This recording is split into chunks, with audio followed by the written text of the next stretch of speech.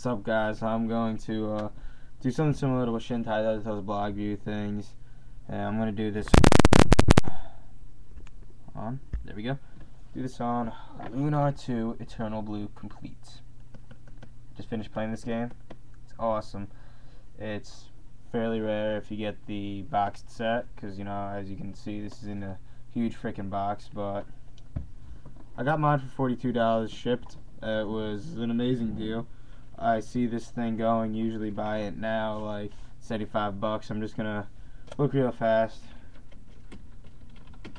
how much exactly it is right now on eBay, and seems that, you know, around $80. So, but if you want just the discs or something, it seems around $50. You know, either way, you know, what can you do about it? You know, if you don't want to spend all that money for this game, you can just emulate it or whatever. But look, if you really like the game, you should buy it, because you get all this collectible stuff inside this. First of all, it comes with, you know, this case, regular one. You know, discs show, you know, some of the main characters. You know, this is Hero, this is Lucia, and this is Ruby, and this is a making of disc. And there was another set that showed Ron Farjean and Lamina, I think. I'm not sure, but I know Ron Far and Jean were in it. And they also come with the soundtrack, amazing soundtrack. I even listen to this in the car with my mom sometimes. It came with a hardcover manual. That's 119 pages, more or less. Yeah. But you know, it comes with you know, very quick strategy guide for the first couple parts of the game. You know,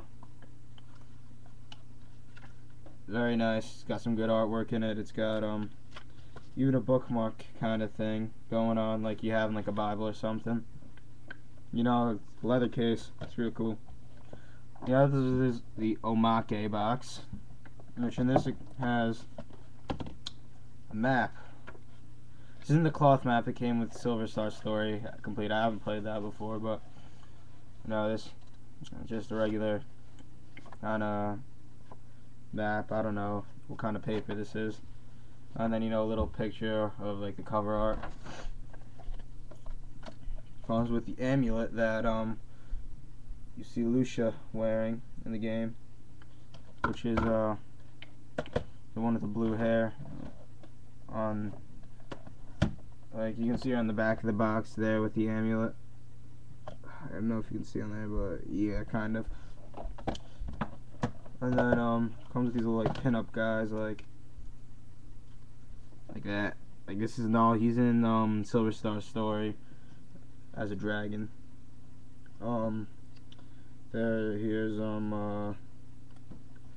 see what else we got. We got every character in the game. We got Leo, who's kind of like, in a way, Source of Edia in Final Fantasy VIII, because she starts off as like, the antagonist and then comes with you. And you got like Magus and Chrono Trigger kind of deal. But yeah, it's got all the characters, which is really cool. And if you really like this game, it's worth having all the collectibles for. Like, I love this game so much. Really, I ran into this completely by accident. Like, I found this for $42 shipped. What was it? It was at $10 when I started bidding on it, and there was 5 hours left, so I was like, you know what? Put my hat, I'll snipe it out, and most will be willing to pay for it is, you know, $40. So, you know, if I don't like it, I can make a profit and sell it. I ended up loving this game. You know, and it took me around 25 hours to beat. You know, not too long. Well, it's pretty short actually. But, you know, there's a lot of side quests that I didn't do and whatnot, so with that added, there's going to be a lot more. Now, there's an inside flap, like in PC games in the box. It says, includes 3 games, basically everything I showed you. And, yeah, I'll get into the story. It takes place 1,000 years after Silver Star Story. And, you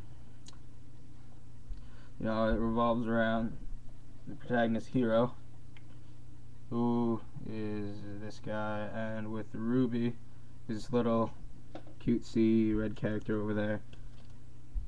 and they're with Gwyn, who is Hero's grandpa. And let me get his pinup for you just to see what he looks like. Where are you, Gwyn? Here you are. That guy. And you're like treasure hunters, and then you go to the Blue Spire. This is where you meet Lucia from the Blue Star, who is your protagonist.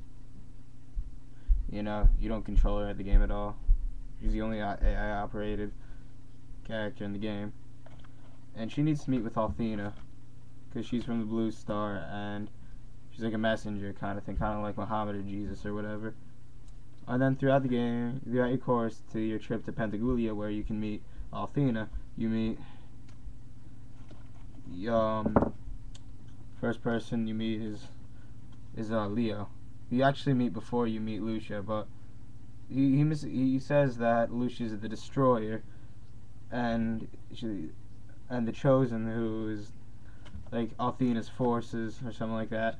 They need to get rid of her.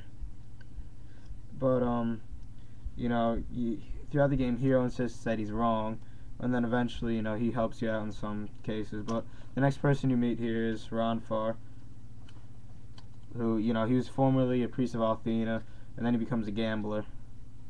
And he's one of the characters' working designs really westernized. He's calling you chief and whatever, and he's a good character. I like him. But yeah, he's like a healer kind of guy.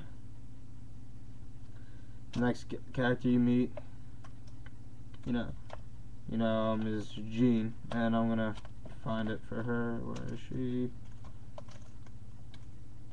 Jean. I cannot find her thing. It's in here somewhere. Jean. It's her. She's a dancer who used to be part of a cult. The cult of the dragon or something like that. I can't remember. But then they were the cult of the dragon was a cult that kidnapped kids and trained them to kill. And she relates a lot to Master Lun, who's like the biggest karate master in the world. Oh yeah, and I forgot to tell you, Ronfar has both sides with Mari, who was the woman he loved, and there's a part where she almost dies, and she revives. She gets revived, but she's possessed by Zophar, who is the evil god in the game. And the last one you run into is Lamina. Where are you? Lamina. Who's a magic user, and she's concerned with the rebirth of the magic guild of Vane. And each character basically has their own kind of story. And